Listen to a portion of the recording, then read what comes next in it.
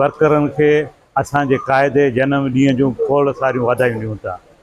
अॼु असां हिन तारीख़ी मंदरु शिव मंदर में क्लिफ्टन ते गॾु थी इहो मैसेज था ॾियणु चाहियूं त असां पाकिस्तान जा तरक़ीअ जा ख़ैरु खायूं।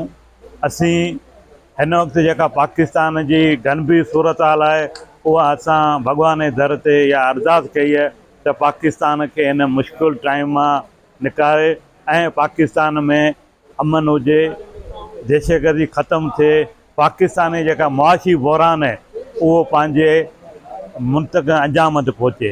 इन सॼे सिनारे में प्रेसिडेंट आसिफ अली ज़रदारी साहिब जो हिकिड़ो वॾो रोल आहे।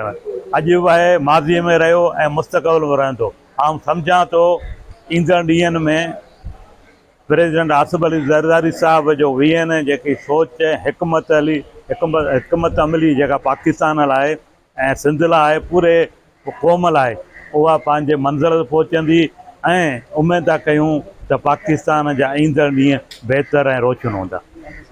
तरफ़ा सदर पाकिस्तान जनाब आसिफ अली ज़रदारी साहब के संदस 69 सालगिरह जो लख लख मुबारकबाद पेश कंदासीं। पाकिस्तान पीपल्स पार्टी के जालनि के कारकुननि के सभिनी खे लख लख मुबारक हुजे। ऐं अॼु तव्हां ॾिसंदा हूंदव हिते सॼी हिंदू बिरादरी तरफ़ां जनाब आसिफ अली ज़रदारी साहब जी वॾी उमिरि लाइ जेको दुआऊं घुरी वियूं आहिनि। ऐं सची पुछो आसिफ ज़रदारी साहब असां हिंदू बिरादरी लाइ माइनॉरिटी लाइ जेको आहे हिकु असासो आहिनि, जिन हमेशह पाकिस्तान पीपल्स पार्टी हमेशह हिंदुनि खे सपोर्ट कयो आहे, हमेशह माइनॉरिटीज़ खे सपोर्ट कयो आहे। ऐं तव्हां ॾिसंदा हूंदव पाकिस्तान के जॾहिं बि ज़रूरत पई आहे पाकिस्तान पीपल्स पार्टी उन लाइ कुर्बानी ॾिनियूं आहिनि।